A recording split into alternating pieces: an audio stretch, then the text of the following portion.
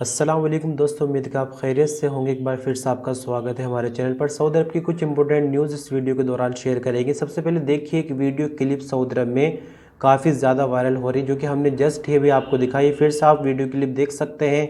और एक कहावत है कि जाको रखे साइयाँ मार सके ना कोई, शायद कुछ इसी तरह से ये कहावत है, तो सेम वैसे ही यहाँ देखने को मिल रहा है। पार्किंग है, गाड़ियाँ खड़ी हुई है, एक बंदा ऐसे ही चला जा रहा है, उसको कुछ नहीं पता क्या होने वाला है। अचानक टायर आता है, उसके पास से गुजर जाता है। कार का देखिए कितना बुरा हाल हो गया। और इस बंदे का नसीब काफ़ी अच्छा था, या कह सकते हैं कि मौत का वक्त अभी नहीं था। तो ये वीडियो सऊदी अरब में काफ़ी ज़्यादा वायरल हो रही है और मदीना मुनव्वरा की बताई जा रही है। सऊदी अरब में महंगाई आसमान छूती जा रही है। करेंसी छोटी होने की वजह से ज़्यादा महसूस नहीं होता, क्योंकि सपोज़ कीजिए कोई चीज़ इंडिया में अगर 100 रुपये की मिल रही है और चुपके से अगर गवर्नमेंट भी उसके रेट बढ़ाना चाहे तो 110 हो सकता है, 105 हो सकता है, 115 पर भी हाहाकार मच जाएगा देश के अंदर। लेकिन सऊदी अरब में देखिए कि किस तरह से आहिस्ता आहिस्ता साल 2022 में महंगाई काफ़ी ज़्यादा बढ़ी है। अभी 2023 से महंगाई आगे भी बढ़ती जाएगी। देखिए लिस्ट फुल स्क्रीन पर आपको दिखा रहे हैं। एक अंडे की क्रेट जो कि दिसंबर 2021 में 15 रियाल और 93 हलाला की मिला करती थी, दिसंबर 2022 तक यानी एक साल के अंदर अंदर ये 22 रियाल 61 हलाला की हो गई। अल वतनिया कंपनी की मुर्गी 900 ग्राम 14 रियाल 22 हलाला की थी, ये बढ़कर एक साल में 19 रियाल 21 हलाला हो गई। डो कंपनी का चिकन 900 ग्राम 14 रियाल 49 हलाला और ये बढ़कर 19 रियाल 11 हलाला। नेडो कंपनी का 1800 ग्राम पाउडर वाला दूध 63 रियाल 43 हलाला से बढ़कर 81 रियाल 63 हलाला।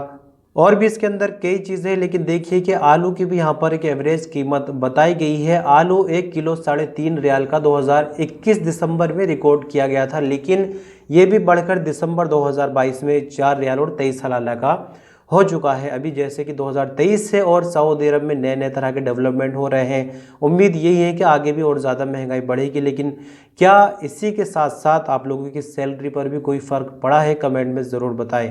सऊदी मिनिस्ट्री ऑफ हज एंड उम्रा ने उम्रा ज़ायरीन के लिए एक नई खुशखबरी दे दी है। जैसे कि उम्रा पर जो भी लोग आते हैं उनको इंश्योरेंस पैकेज लेना ज़रूरी होता है। इंश्योरेंस पैकेज की कीमत काफ़ी ज़्यादा घटाती है। जी हाँ दोस्तों, पहले ये 235 रियाल और 57 हलाला में हुआ करती थी इसकी कीमत, और ये सभी के लिए ज़रूरी है। इसके बिना उम्रे की वीज़ा को वैलिड नहीं माना जाएगा। अभी इसकी कीमत कम होकर 87 रियाल 40 हलाला हो गई है, यानी 235 रियाल 57 हलाला से ये कीमत घटकर 87 रियाल और 40 हलाला हो गई है।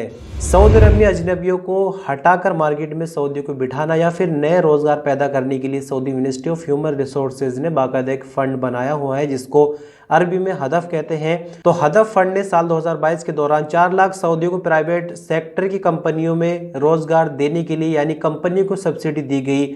सब्सिडी का प्रोग्राम कुछ इस तरह से चलता है, जैसे किसी सऊदी को 6000 सैलरी देनी है तो कंपनी को सिर्फ 3000 रियाल देने होंगे। 3000 सैलरी गवर्नमेंट की तरफ से दी जाएगी, यानी कंपनी पर बोझ ना पड़े और सऊदी को भी सीखने को मिल जाए। लेकिन 1-2 साल के बाद सरकारी सब्सिडी खत्म कर देती है और फिर बंदा कंपनी परमानेंट हो जाता है। तो आपको बता दें कि हदफ के द्वारा 6 अरब रियाल खर्च किए गए हैं, जिनमें ट्रेनिंग प्रोग्राम चलाया गया है सऊदी को रोजगार दिलाने के लिए, यानी सभी तरह की तैयारियां की गई है। और 1.5 मिलियन सऊदियों ने इससे फ़ायदा उठाया, जिसमें औरतें और मर्द दोनों शामिल है। अगर हम बात करते हैं कि किन कंपनियों ने इससे फ़ायदा उठाया, तो नाम तो यहाँ पर नहीं ले पाएंगे। 1,38,000 कंपनियों ने सऊदी अरब में इस प्रोग्राम से फ़ायदा उठाया है। सऊदी अरब में एग्जिट रेंट्री वीज़ा पर 3 साल के लिए ब्लैक लिस्ट किया जाता है, बैन किया जाता है। और जो बंदे डिपोर्ट होते हैं उनके लिए तो अब कोई गुंजाइश है ही नहीं।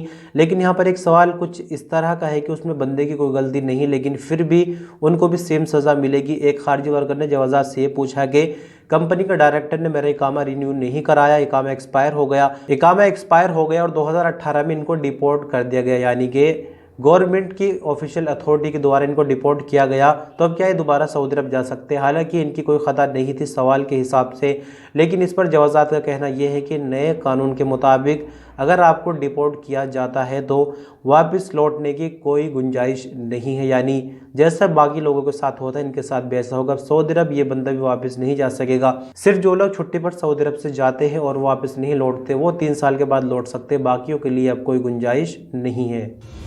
अपॉइंटमेंट का सिस्टम दुनिया भर में काफ़ी ज़्यादा इन दिनों चल गया है। कोरोना के बाद से लगभग चाहे कोई भी देश हो, अपॉइंटमेंट से जो सरकारी काम है वो हो रहा है। लेकिन क्या ट्रकों के लिए भी अपॉइंटमेंट लेनी होगी? आपने कभी ऐसा सोचा था? जी हाँ दोस्तों, सऊदी मिनिस्ट्री ऑफ ट्रांसपोर्ट ने ट्रकों के लिए अपॉइंटमेंट सिस्टम जारी कर दिया है। आज ही से यानी 18 जनवरी से अब राजधानी रियाद में कोई भी ट्रक बिना अपॉइंटमेंट लिए नहीं जा सकेंगे। बाकायदा अपॉइंटमेंट का पेपर उनको लेना होगा, और अगर अपॉइंटमेंट का पेपर नहीं है तो एंट्री बिल्कुल भी नहीं मिलेगी। अपॉइंटमेंट भी सिर्फ उसी वक्त काम करेगी जो टाइम पेपर पर दिया होगा।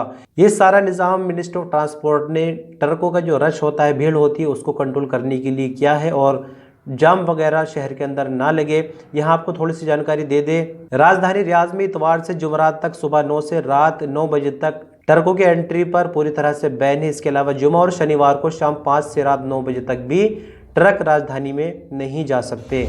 सऊदी अरबियन एयरलाइंस यानी अल सऊदिया के स्पोकमैन अब्दुल्ला अल शहरानी का कहना है कि सऊदी अरब में एक ऐसा नया वीज़ा जारी होने जा रहा है जो कि अपने आप में एक अलग ही टाइप का होगा। यानी सिर्फ 96 घंटे के लिए ये वीज़ा जारी होगा।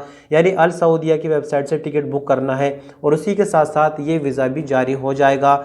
अब यहाँ ये वीज़ा कब तक जारी होगा इसकी तो कोई तारीख सामने क्लियरली नहीं आई, लेकिन ये एक बहुत ही अच्छी स्कीम है। यानी उम्रा जो लोग करना चाहे और सऊदी अरब को थोड़ा बहुत घूमना चाहे तो उनको सिर्फ टिकट लेना होगा, और इस वीज़ा की फ़ीस बहुत मामूली होगी, या हो सकता है कि ये वीज़ा पूरी तरह से फ्री हो। लेकिन जैसे ही आगे इसके बारे में कोई और ऑफिशियल अनाउंसमेंट आएगा हम आपको बताएंगे। लेकिन सऊदी गवर्नमेंट की तरफ से ये कदम कैसा है, आपको क्या लगा, कमेंट में ज़रूर बताएं।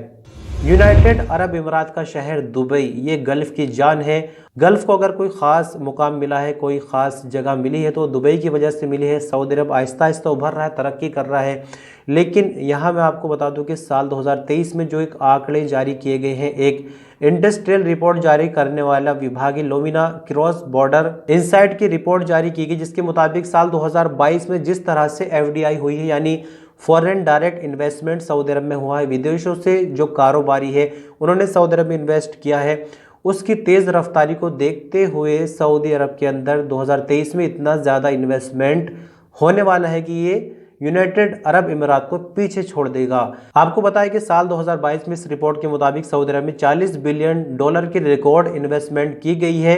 अगर हम बीते सालों से आंकड़ों को देखें, यानी 2021 और 2022 को कंपेयर करें तो 58% ज़्यादा इसमें बढ़ोतरी हुई है। तो इस तरह से सर्वे रिपोर्ट के मुताबिक कहा गया है कि UAE को पीछे छोड़ने वाले सऊदी अरब साल 2023 में इस तरह के कयास लगाए जा रहे हैं।